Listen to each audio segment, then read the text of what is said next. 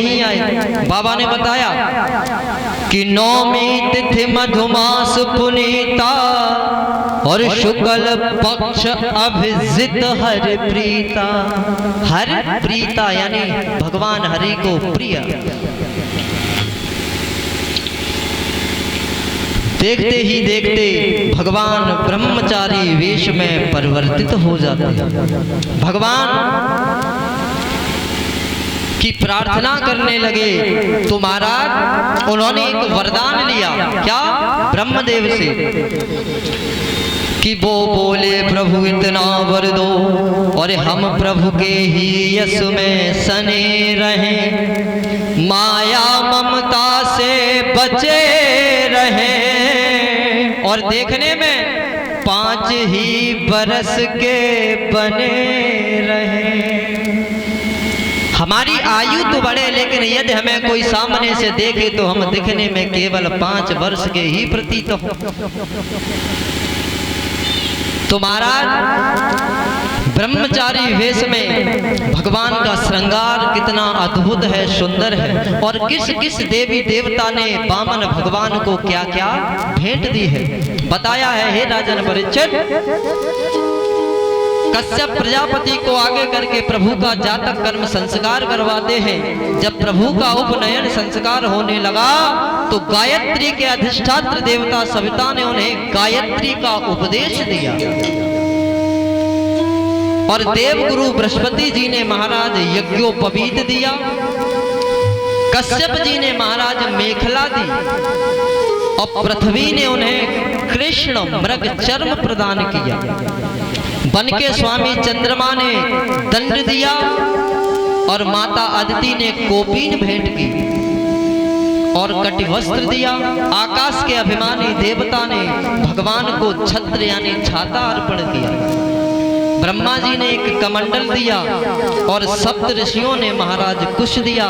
सरस्वती मैया ने एक रुद्राक्ष की माला प्रदान की और कुबेर जी ने एक भिक्षा का पात्र दिया। सती शिरोमणि जगत जननी माता उमा यानी पार्वती मैया ने सर्वप्रथम वामन भगवान के उस भिक्षा पात्र में भिक्षा दी। हे राजन, कि त्वं नर्मदास्तटे उत्तरे वलैर्जस्ते भृगुकच्छ संघ्यके। इधर एक भक्त का भाव है कि भगवान वामन अंगुल के हैं, इसीलिए उनका नाम वामन पड़ा। कितने सुंदर दिख रहे हैं, एक भक्त का भाव है। कहता है कि तेरा किसने किया श्रृंगार सांवरे।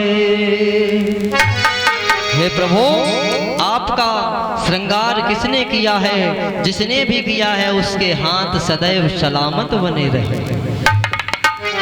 कि लगे दुल्हा सा तू, कि लगे दुल्हा सा तू दिलदार सांवरे। तेरा किसने किया श्रृंगार सांवरे। तेरा किसने किया श्रृंगार सांवरे।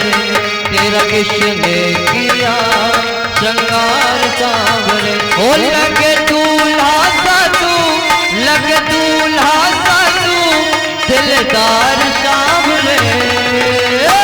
दोनों हाथ ऊपर और मीठी मीठी तालियां बजाते हुए कि तेरा किसने किया श्रृंगार सांवरे।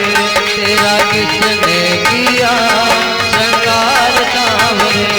लगे दूल्हा सा तू, लगे दूल्हा सा तू दिलदार सांवरे। तेरा किसने किया श्रृंगार सांवरे। तेरा किसने किया श्रृंगार सांवरे।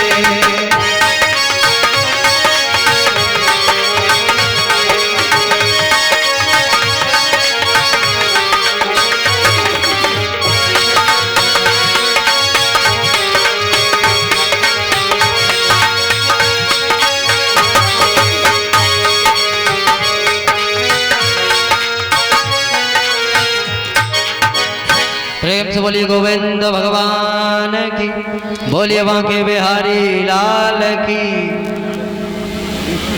भगवान का श्रृंगार बहुत सुंदर लग रहा है।